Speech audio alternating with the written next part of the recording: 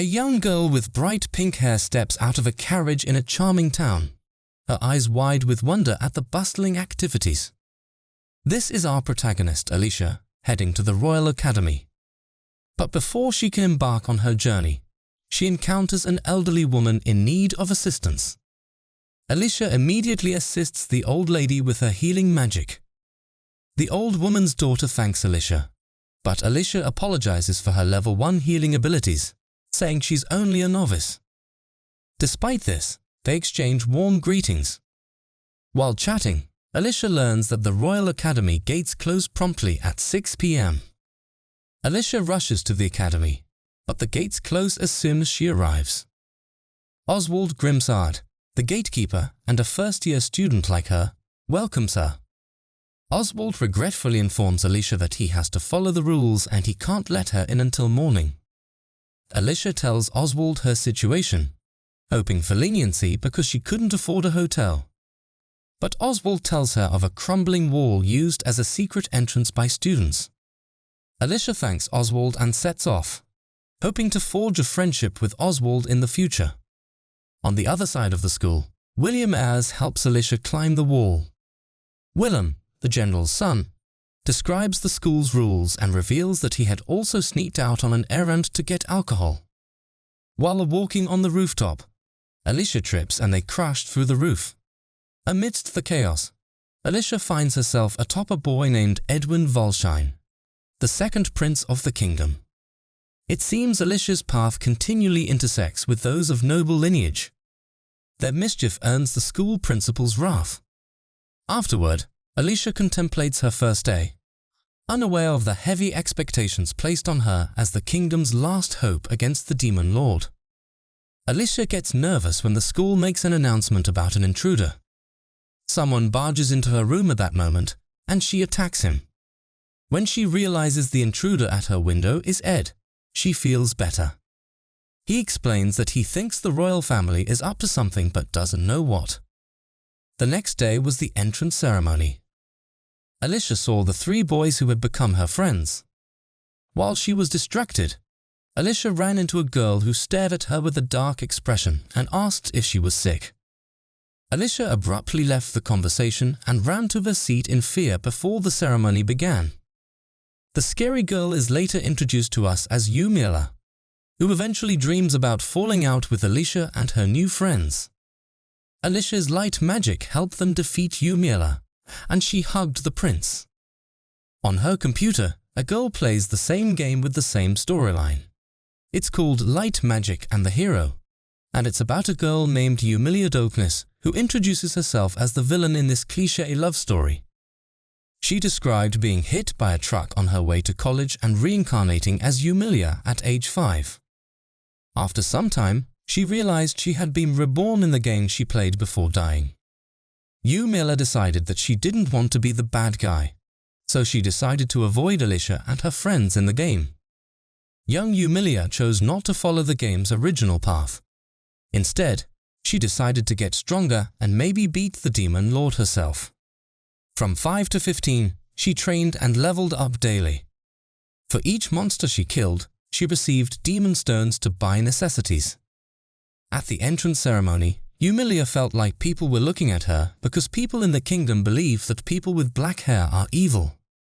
Later on, they reached an important part of the entrance ceremony where people were assigned levels based on their magical power. Yumiella was scared when they announced because she knew her level was higher than the others since she had been training hard, but she's surprised when the magical tool predicts that she's a level 99 mage, which is the highest in the kingdom, while the light hero, Alicia, was ranked level 1. Everyone was stunned by Yumiella's results. It was the first of its kind. They were all in doubt and decided to use the backup magic tool to confirm again. To their surprise, it remained constant, and with that, the principal asked Yumiella to introduce herself and go back to her seat, which she obliged. Yumiella apologized to Alicia in her mind, as she didn't mean to steal the protagonist's limelight. Yumiella decided to leave the buffet party earlier as she knew no one. Willem took the chance to confront her about what she did to trick the magic tool and how she was a liar. Edwin joined in on the conversation as did Oswald. The three boys tried to pry the truth out of Yumiella's mouth, but she distracted them by pointing out how Alicia was finding it hard to fit in. Classes began the next day, and Yumiella could hear all the whispers about her loud and clear because of her level from the isolated area she occupied in the class. Alicia and the boys walked in. This surprised Yumiella, as this wasn't playing out like it did in the game. Alicia noticed Yumiella's stare and fidgeted. A boy with grey hair was seen staring at Yumiella. Their first class was swordsmanship. They decided to test Yumiella first, and Willem volunteered to be her opponent.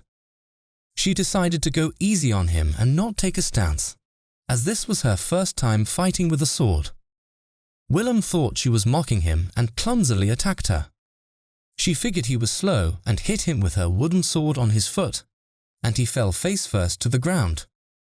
Yumiella was declared the winner. Willem tried to attack her again, but was easily swatted away, and the teacher took him to the infirmary and never returned till the class period ended.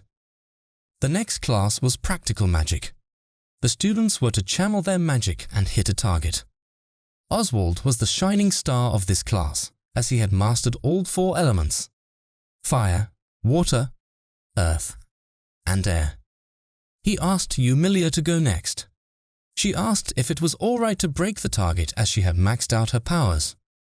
She cast a spell called Dark Flame and burned the target to ashes. The teacher was stunned at witnessing a dark attribute in action. Oswald's pride was bruised as he realized he had been outmatched. Feeling utterly scattered and humiliated, he hastily retreated, his ego wounded by Yumiella's unexpected triumph. However, as if the events weren't enough, the atmosphere thickened further as Ed, accompanied by the stern-faced principal, marched into the scene, wielding an expulsion letter for Yumiella. Their accusation landed like a heavy blow, as they accused her of deceiving the school about her actual level. They were surprised when her teacher stepped forward with an emotional plea and testified to Yumiella's prowess, and how she had seen her destroy the target with remarkable. Yet, despite this testimony, the principal remained unmoved, demanding further evidence before considering reversing the expulsion order. The stakes were high, and the tension in the room was palpable as Yumiella's fate hung in the balance. Yumiella obliged, but said she needed Edwin to take responsibility for whatever happened, as he suggested, thinking she was bluffing. He agreed to her request, and she unleashed her power, creating a massive black hole in the sky and shocking everyone in the kingdom. The following day, Yumiella met with the king at the castle, who bowed and apologized, saying the teachers had misjudged her without trying to stop the rumors. He challenged her to accept a challenge against the highest-ranked soldier in the kingdom, who was level 60, and she agreed. Yumiella easily dodged his attack, confirming his belief that she was higher than him. King asked her to demonstrate her magic and have the head palace mage evaluate her.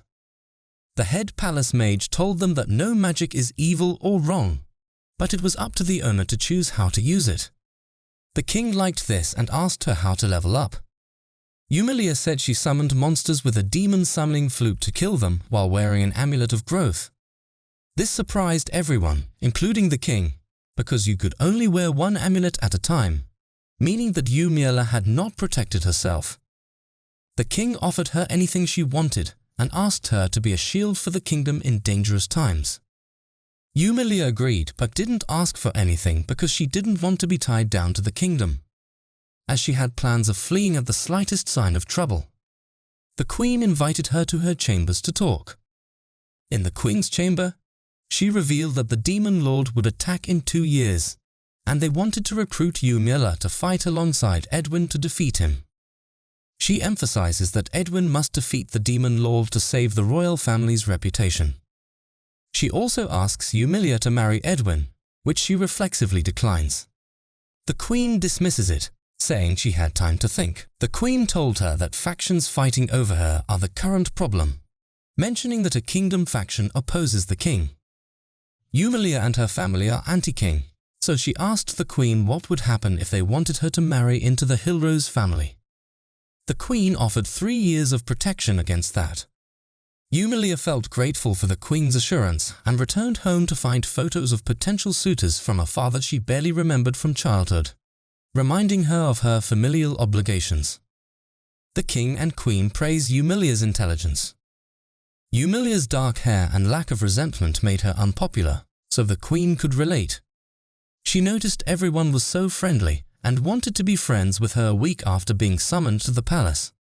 The boys apologized to her after things with Alicia stayed the same. Many boys, especially anti-king faction sons, approached her with expensive gifts, but she always declined. Yumiella chose her dawn. While traveling, she met Elaine, the girl who made her evil in the game. She considered avoiding her, but she didn't want to cause trouble. They sat across from each other in a quiet part of the academy, the smell of freshly brewed tea wafting through the air. Elaine started talking, but Yumiella was distracted. Elaine's true intentions emerged as she brought up the prince in the trivial conversation, changing her stance. Elaine boldly declared her desire for the prince's love and subtly urged Yumiella to relinquish her claim. Yumiella kept her cool, telling Elaine she had no desire to be the prince's consort. Later, Alicia bravely approached Yumiella in the busy cafeteria, sitting beside her with fear. Alicia was determined to ask Yumiella if she was the demon lord. Her gaze was earnest as she asked. The boys approach them believing Yumiella has done something to Alicia, but Yumiella disputes this and claims that it was she who suffered as a result of the unfounded accusations made against her.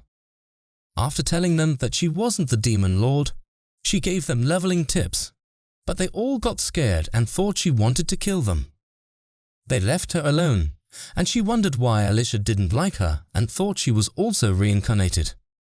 She decided to follow her for the day to see what she was up to, but found her doing her usual kindness around the world. She lost Alicia when she tried to pet the cat. The cat saw Yumiella and ran away, which wasn't surprising because she was used to animals running from her.